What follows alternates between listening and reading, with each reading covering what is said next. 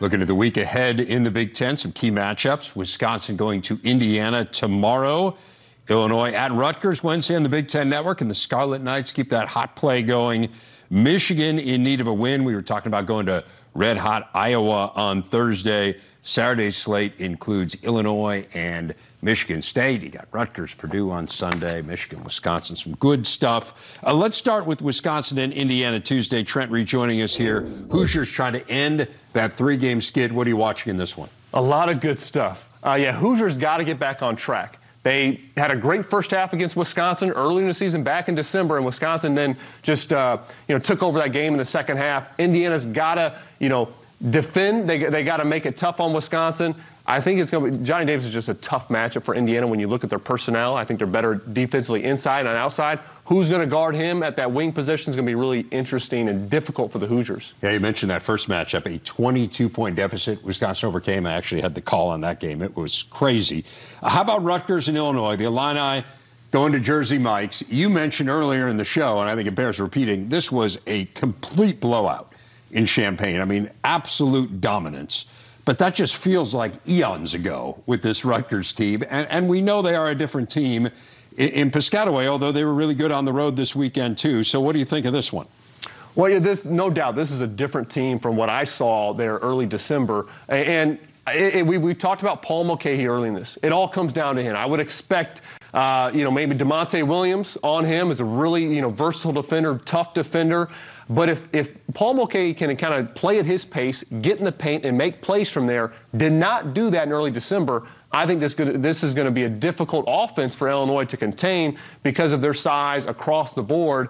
And, of course, Rutgers has to contain. They have to deal with Kofi Coburn. That's going to be difficult, although Cliff Omori has some of the physical tools to at least make it somewhat difficult on Coburn. He has great length for sure. Again, a 35-point game the first time they played. Should be fascinating to see how that one goes down. And then a big week for Michigan, as we mentioned, going to Iowa and Wisconsin. Let's start with that game in Iowa City. This is huge for both teams, building their resumes. Michigan probably on the outside looking in. The matchup against Keegan Murray, who's just playing lights out, is going to be, I would expect Moussa Diabate, his energetic self and high motor, to go against Keegan Murray. That's going to be a fun matchup to watch. Hunter Dickinson's going to be a load for the Hawkeyes. He's going to be a real problem for them. I expect this game to be up and down and just a blast to watch because both these teams like to get up and down. Michigan spreads that floor. Both teams spread the floor really well offensively, and it's going to be a fun game to watch. There are always so many intriguing games, right? I mean, you look through the schedule. I always feel like we have these big games and we think, oh, man, it's a shame to see that one go. And then all of a sudden you look at the next week and say, holy cow. And we've had some games that haven't looked like they're going to be good games, and they're fantastic. Right. Well, these two are going to meet twice here down the stretch, so we'll get two Iowa-Michigan games. And again, Michigan, Rutgers, Indiana, all those teams feeling really interesting to me down the stretch. And we had a chance to touch on each and every one of them there in that segment. We are going to turn our attention, as promised, though, to women's hoops coming up next. How about Northwestern's women's hoops team taking down its highest-ranked foe since 1982 yesterday as they top number 4 Michigan. Jillian Brown, Courtney Shaw, both tremendous down the stretch. Game went to 2 overtimes. Veronica Burton taking over, as she so often does, scored 8 of her 13 points after regulation. Northwestern celebrating a 71-69 victory. And Big Ten Network play-by-play voice Sloan Martin is joining us. And Sloan, let's start there with the Wildcats win.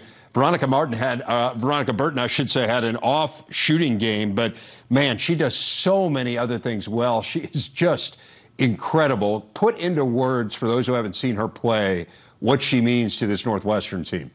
We're so blessed in the Big Ten to have the point guard talent that we do. Thinking of Caitlin Clark and Ashley Owusu and Ali Papberg, and the list goes on. But we cannot forget about Veronica Burton. You're right. She is so important. She had an off shooting night and was just 2 for 13 in that game against Northwestern. But you felt like she willed this team to win. We heard from Joe McEwen after the game, and he said that in every huddle, every timeout, she was telling the team, we are not going to lose this game. And I think it's not just the steals It's not the scoring. It's not just the distributing that you get from Veronica Burton, but it's also this will, the ability to dig deep and to be that competitor that absolutely has Northwestern in this spot where they're kind of mid-pack in the Big Ten, but she's a big reason why I can see them even going far in the Big Ten tournament. Do they have a chance to make a run and get into the NCAA tournament here? I mean, they've won at Iowa. Now they have this win over Michigan. They hit a really rough stretch a few weeks ago where it looked like it kind of taken a turn south here. How do you assess Northwestern going forward? Yeah, you think about a loss like Minnesota recently as well, and then they turn around and beat the number 4 team in the country. That is a huge resume-boosting win for the Wildcats for sure. They're a team that is certainly on the cusp when you look at their Big Ten conference record, those wins that you just mentioned, but they are a team that I think if they're able to pick up some wins, some quality wins, go deeper into the Big Ten tournament to show that this is not just a strong defensive team known for their blizzard defense, but also one that can stop those best squads as well toward the top of the standings. I think that they definitely have a chance to make it into the field because of the wins that we saw, just like against Michigan. Yeah, that blizzard defense is great. They turn teams over at an alarming rate. Now, Michigan, 2 straight losses, and turnovers were an issue, not just against Northwestern, but against Michigan State as well. Look, this is a really good team. I don't think there's any doubt about that. But what do you make of this last week for the Wolverines? And after that phenomenal game against Iowa, kind of falling on some hard times here.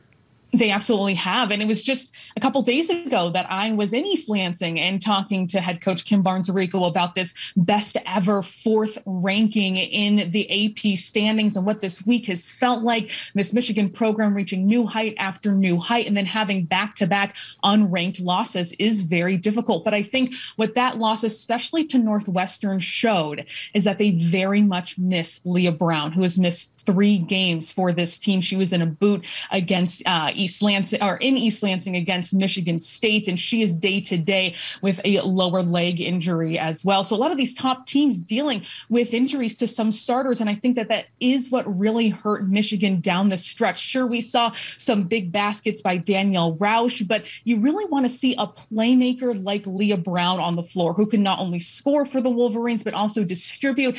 They missed her length on defense as well, and especially when teams can hone so much of their attention into Naz Hillman in the post, that's going to make it really important to have Leah Brown on the floor. And I think especially against Northwestern, going into double overtime, missing her competitiveness, her playmaking, that was really tough for the Wolverines. Well, we'll see whether or not they get her back here in reasonably short order, but a team that had probably made its way to the 1 or certainly the 2 line, a lot of bracketology, and we'll see what the bracketologists say this week after a couple straight losses. I do want to touch briefly on Wisconsin. They mounted a 22-point comeback to beat Purdue at home. Really remarkable. That is a Big Ten record, by the way, for a conference game. And it does feel like this is a team that's starting to come together just a bit. New head coach, Marissa Mosley. Give us a sense of what she's building there. I think Badgers fans should be really excited about what they're seeing with Marissa Mosley. I mean, imagine as a player, you see your team down 17-2 after the first quarter. How demoralizing that could feel, how really tough that situation is. And you still dig deep to battle to come back in this game, holding Purdue to just 17 second half points. Marissa Mosley said after the game, she called it magical to see how this team played with pride, the belief that they have. They didn't come to play for her. And she admitted that they're playing for this university, but trusting her and believing in what she's doing. And I think the Badgers are a team to watch as we get closer to the Big Ten tournament. Of course, a tough start to the year. They even lost their second leading scorer, their leading rebounder in Sydney Hilliard, who's temporarily stepped away from the team, but they are still playing so well. And watch out, Katie Nelson, the grad student who followed Marissa Mosley from Boston University, having a great season. And also Brooke Shremick as a sophomore. She does everything for the Badgers. I want to talk about 2 games tonight. Indiana does feel like it has righted the ship after getting beaten by Michigan. They've won 4 straight. Grace Berger was just phenomenal in Saturday's win over Michigan State. They head to Lincoln tonight to battle the Huskers. Give us a sense of what we should be watching in that one. And this one tonight, I'm very excited to see how the two point guards are really going to be going at things today with Jazz Shelley against Ali Patberg. And I think it's going to be interesting to see, too, Alexis Markowski, who at this point is probably the leader in the Freshman of the Year conversation. She's the leading scorer and rebounder for the Huskers, seeing what she can do without Mackenzie Holmes in the lineup. But I think what it is most impressive for Indiana, of course, seeing Grace Berger, who is one of probably the most underrated players in this conference, certainly the country for sure, but also seeing impact from Chloe Moore McNeil getting 10 points off the bench, Keandra Brown coming up with 6 rebounds, 2 charges as well. You're starting to see more cohesion with Indiana that looked a little bit out of sorts without Mackenzie Holmes. Huskers team that is 1-4 against ranked teams this year. We'll see whether they can pull one off against an Indiana team that has just 1 conference loss. There are 4 teams with 3 conference losses, and 2 of them play tonight. Maryland against Iowa. Obviously, when you're talking about Iowa, you're talking about Caitlin Clark. Ashley Owusu day-to-day for Maryland, so that clearly a huge loss if she can't go. In about 30 seconds or so, though, Sloan, give us a summary of what you'll be watching, aside from the obvious Caitlin Clark. Exactly. Well, I'm thinking on the defensive side, excited to see how Cheyenne Sellers might match up with her, with Ashley Owusu possibly out of the lineup. This is a freshman who has a lot of length. I can see her being just as effective as Layla Felia was for the Wolverines. Yes, Caitlin Clark scored 46 against her in the Wolverines, 25 in the fourth quarter, but she started 4 for 16. I think that the physicality, length, and athleticism of Sellers can really disrupt Clark. But 2 best offenses in the Big Ten. I think it'll be a fun one. It should be a fun one. I mean, look, anytime Caitlin Clark is involved, it's a fun one. 30 or more points in 8 of the last 13 games. She has just been insane and so much fun to watch. Sloan, this was a blast. Thanks so much for lending your insights, and hope to talk to you soon.